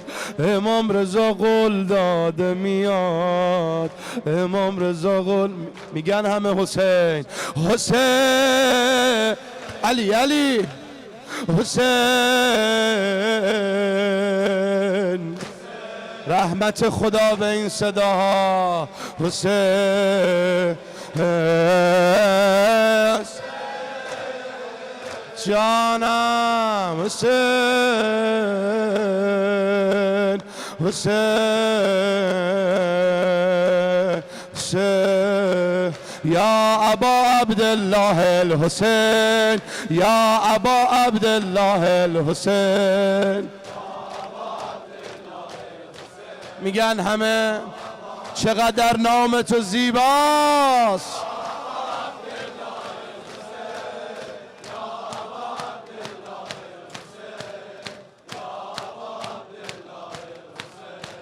یا ابا عبدالله الحسین. استجابت تحت قبته، استجابت تحت خبته. هر شفا تو خاک تربته، خوش به حال اون که اربعین کربلا دعوته. یا ابا عبدالله الحسین، یا جانم به یا ابا عبدالله میرسه همه محکم به سینه بزنن. علی علی یا ابا عبدالله الحسین.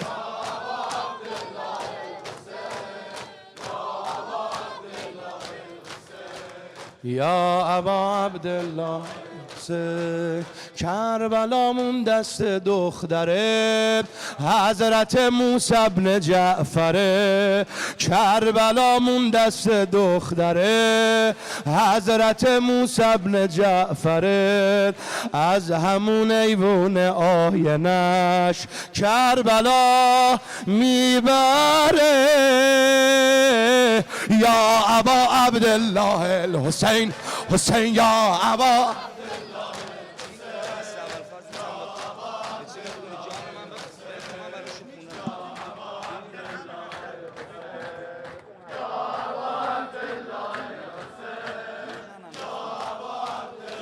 یه بندم به عشق حضرت ابوالفضل بخونم. الله الحسین قدم میزنه یلقت حال العرب، قدم میزنه یلقت حال العرب. رجز میخونه من حیدر نسب، ادب با غضب تو یک جا یا للعجب. عجب داره با پاکو بیده روی نفس اماره، تا دور حرم کار عدوزاره. که سر تا پاش همه حیدره کرم نگهبان لشکر به هم ریخته یک سره، یه چشمش به میمنه یه چشمش به میسره، شبیه شیر نره آخه باباش حیدره، شبیه شیر نره آخه دخیل که یا ابو فاضل، دخیل که یا ابو فاضل. دستو بیار بالا هر کی گرفتاره بگه دخیل.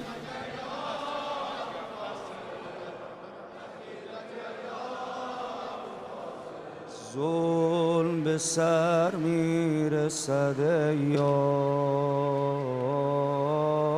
از او خبر میرسد یار، ظلم به سر میرسد یار، از او خبر میرسد یار. او میآید تکیه به دیوار حرم میزند، او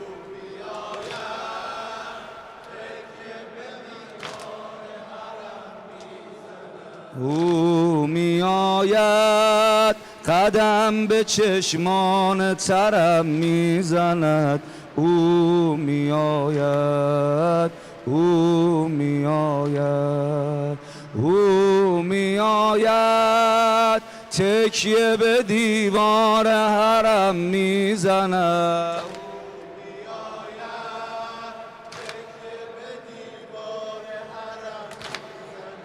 او میآید قدم به چشمان ترم میزند، او میآید او میآید. این الحسن این الحسین و این ابناء الحسین، این الحسن این الحسین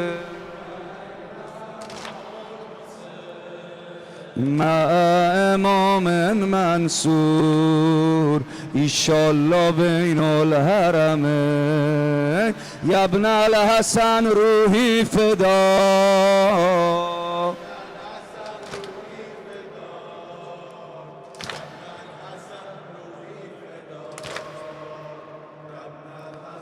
صدا بزنید اسم امام زمان رو. یا ابن الحسن روحی فدا،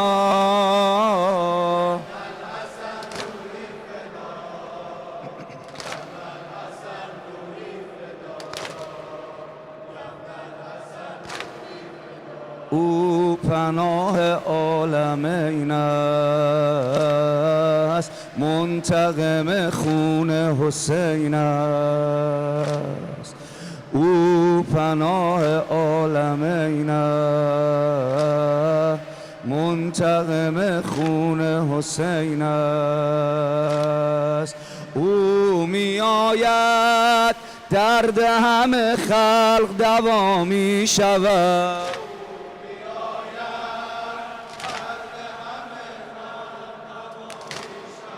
او میآید قبله ما کرب و بلا می شود، او میآید او میآید او میآید درد همه خلق دوا می شود،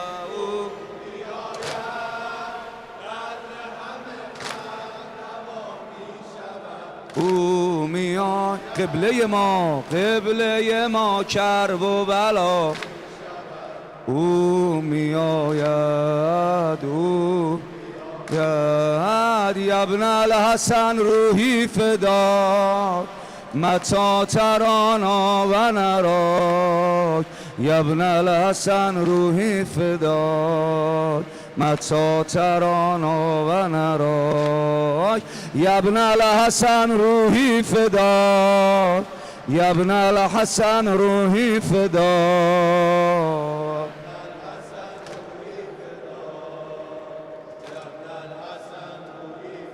دست تو بالا بیار بگو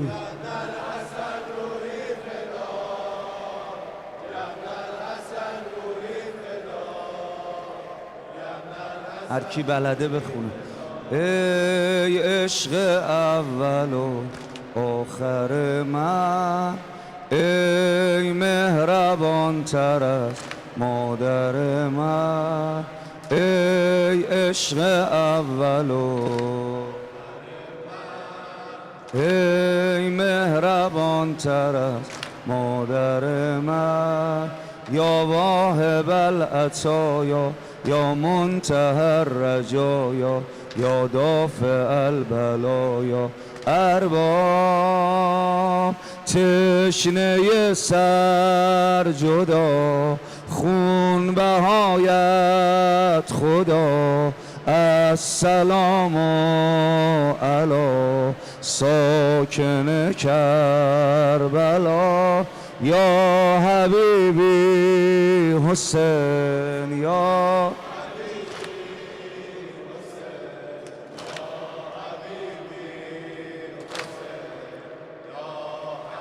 ابد والله یا زهرا ما ننسى حسینا ابد والله یا زهرا ما ننسى حسینا ابد والله ما ننسى حسینا ابد والله یا زهرا ننسى اینا من غم و مهر حسین با شیر و از مادر گرفتم روز اول کامدم دستور و تا آخر گرفتم بر مشام جان زدم قطره از عطر حسینی سبقت از اودا گلاب و نافه عنبر گرفتم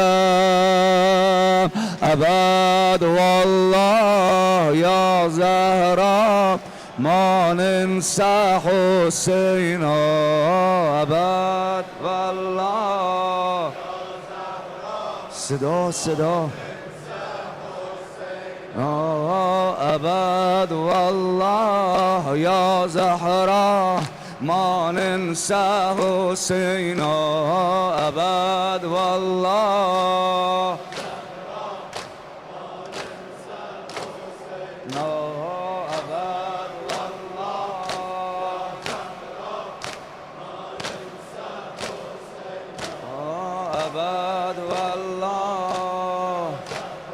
نمیدونی چه خبره کربلا نمیدونی چه خبره پای علم نمیدونی چه خبره کربلا نمیدونی چه خبره پای علم نمیدونی چه خبره اربعین دم حرم وقتی که عاشق زائر حسین خدا وقتی که زائر حسین خدا روزی عالم و ما میگیریم از کربلا کربلا رویام علت اشیام آی دنیا حسین آقامه کربلا رویام علت حالا بگو ابد والله یا زهرا ما ننسى حسینا ابد بیار دست تو بالا مرد زن ابد والله یا زهرا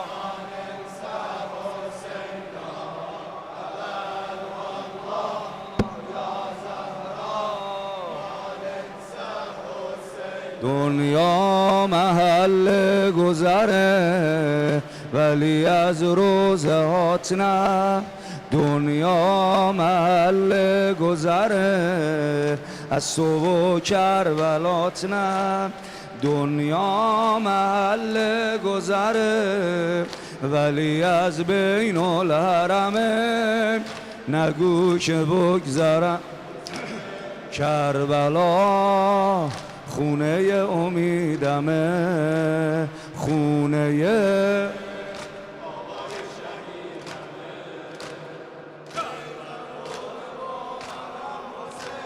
کربلا خونه امیدمه، خونه آقای شهیدمه. ای تموم باورم حسین، چجوری از تو بگذرم حسین، منو بخر ببر حرم حسین، بخر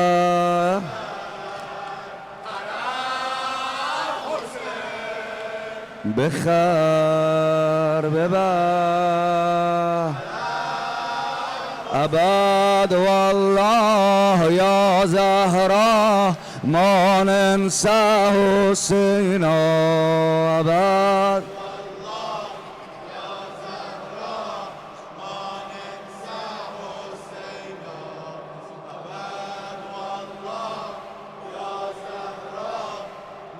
تموم شد.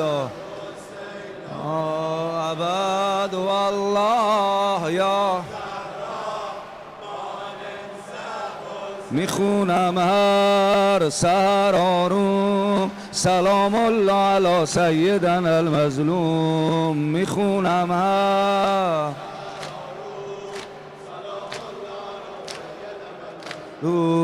دوباره اسمت روی لب گل کرده، دلم هر جایی باشه برمیگرده. کربلا کربلا کربلا ای جان من، کهف امان من، ای ذکر تو شور بیان من، اسمت حسین هر ضربان من، جانم جانم جانم. ابد والله یا زهرا ما ننسى حسینا.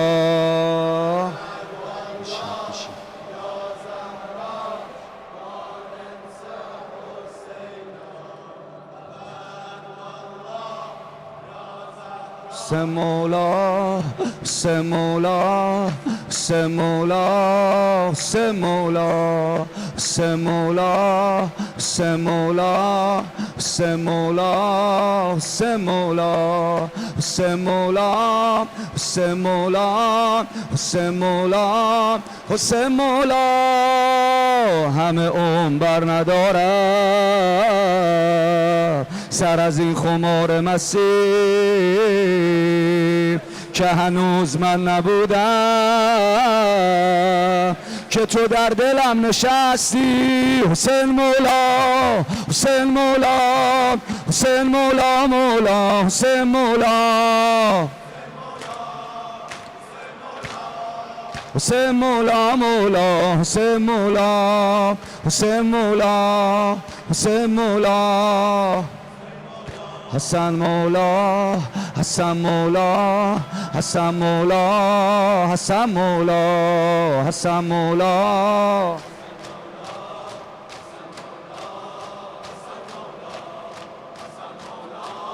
حسن مولا حسن مولا حسن مولا حسن مولا حسن مولا حسن مولا بنویسید به روی کفنم،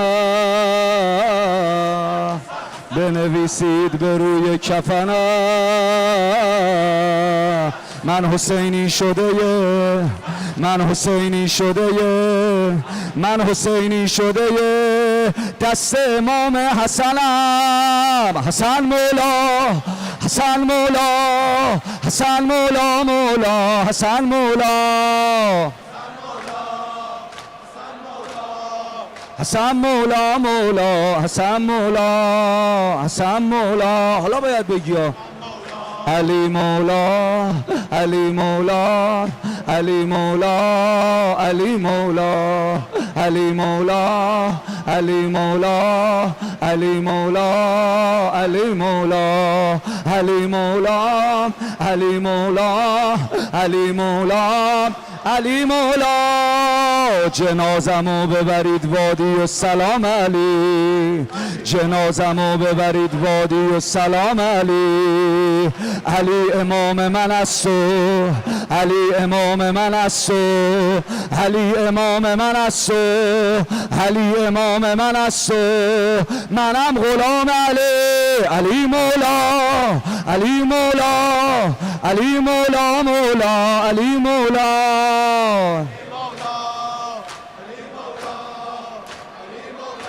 لا علی مولا علی مولا علی مولا مولا علی مولا اشهد ان علی ولی الله بیار دست تو بالا دست تو بیار دو دست تو بالا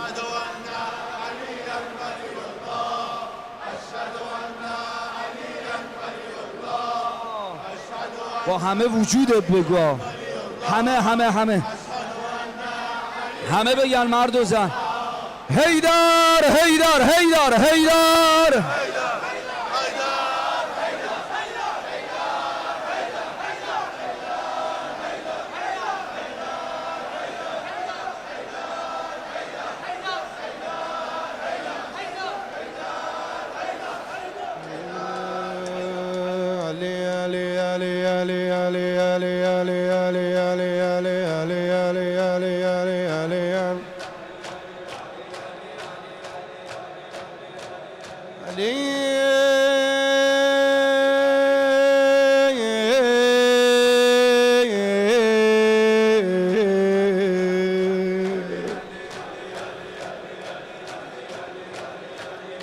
نام ما را بنویسید به ایوان نجف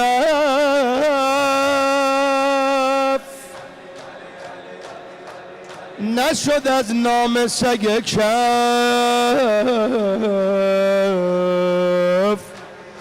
کتاب آلوده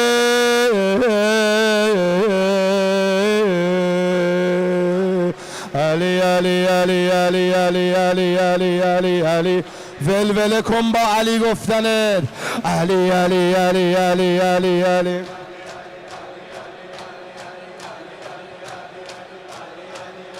علی حب الجنة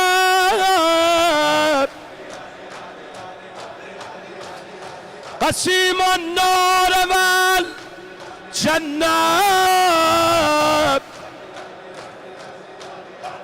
وسيع المصطفى عقاب إمام الإنس والجنة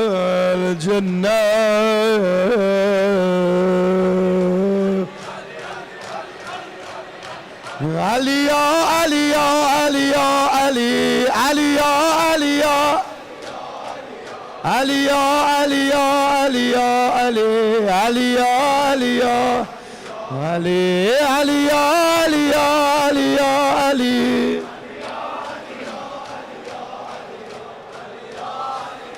یه دونه میخونم صدا حیدرت بپیچه اینجا علیا علیا مادر نزاییده کسی که حریف حیدر باشه فرقی نداره یک نفر یا اینکه یک لشگر باشه هیچی نمیشه صد راش حتی اگه خیبر باشه کی دیده شاهی لباسش اینقدر ساده باشه شیر میدون باشه و این همه افتاده باشه گفته پیغمبرمون پدرها با حب علی بچه ها رو امتحان کنن حلال زاده باشه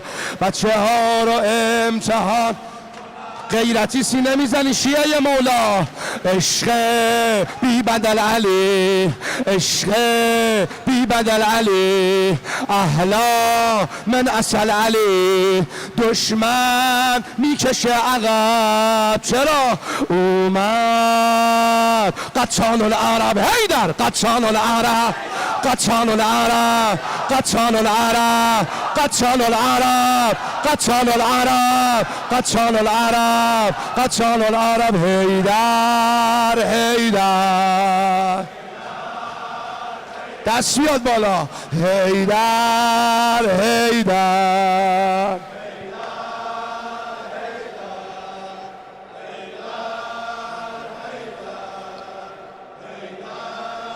حیدر حیدر.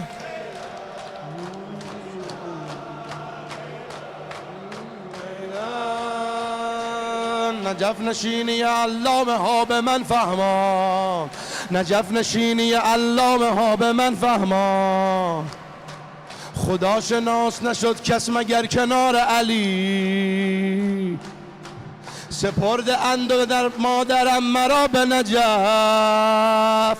منم همون سگ موقوفه مزار علی، منم همون سگ موقوفه ها علی. یان بشران کیف بشر ها علی، یان بشران ربه فیه تجل. حیدر حیدر حیدر حیدر حیدر.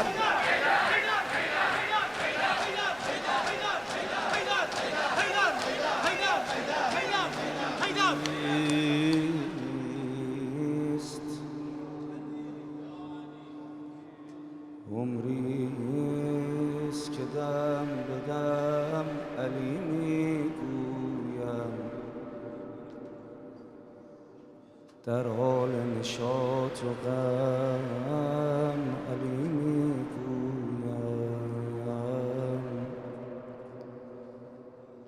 تا حال علی گفتم و انشاءالله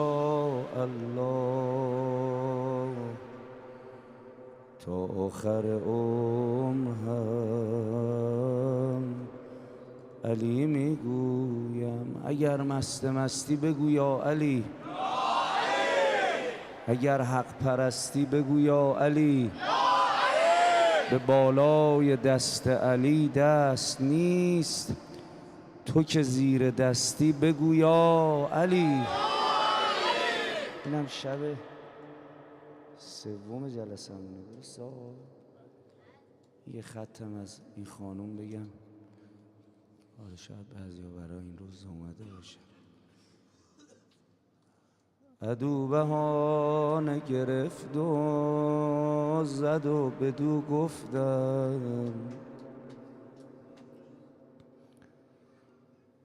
عدو بهانه گرفت و زد و بدو گفتم، بزن که یتیمم بهانه لازم نیست. سیلی نخورده نیست کسی در میان ما، با تو چگونه بگویم چگونم. دست عدو بزرگتر از صورت من است، یک ضربه زد سیاه شد هر دو گونم. به 3 ساله ابا عبدالله 10 مرتبه یا الله.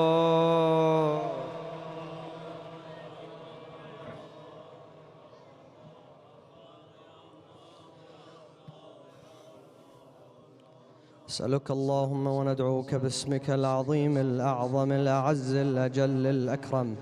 Brothers and sisters, let me remind you where you are, right next to the shrine of Abu Abdullah al-Hussein. 10 times with the loudest of your voices wherever you are. Ya Allah, Ya Allah.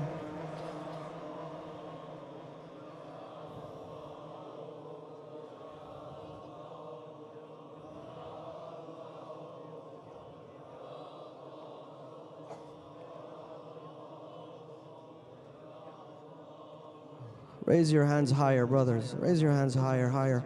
5 times. Ilahi al-tawbah, Ilahi.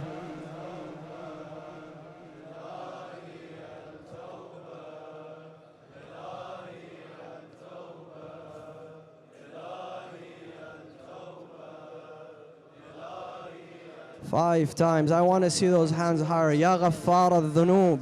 Ya Ghaffar al...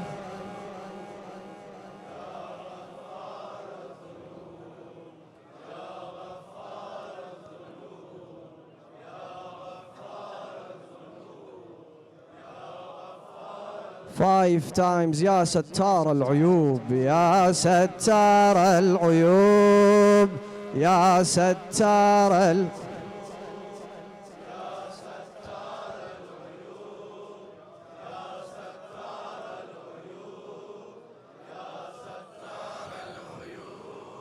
Oh Allah, we ask you, those hands that have been raised towards you, do not allow us to beg to anyone besides you, O Allah. اللهم اغفر للمؤمنين والمؤمنات والمسلمين والمسلمات الأحياء منهم والأموات تابع بيننا وبينهم بالخيرات إنك مجيب الدعوات إنك قاضي الحاجات إنك على كل شيء قدير وبالإجابة جدير وحسبنا الله ونعم الوكيل نعم المولى ونعم النصير. Let us all rise. Put your hands above your head. اللهم كن لوليك الحجة ابن الحسن وعلى آبائه في هذه الساعة وليا وحافظا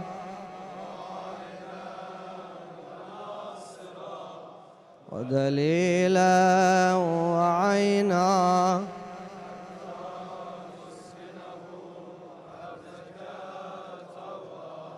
وتمتعه فيها طويلا برحمتك يا أرحم الراحمين. 5 times all together, united voices.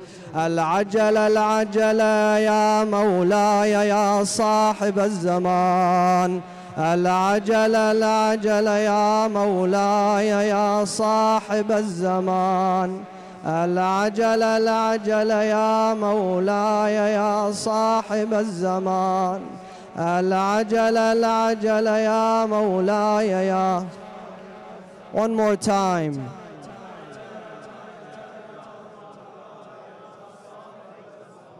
وإلى أرواح المؤمنين والمؤمنات. Brothers and sisters, let me remind you, tomorrow is our last majlis, inshallah. We shall see you all tomorrow at 11 p.m.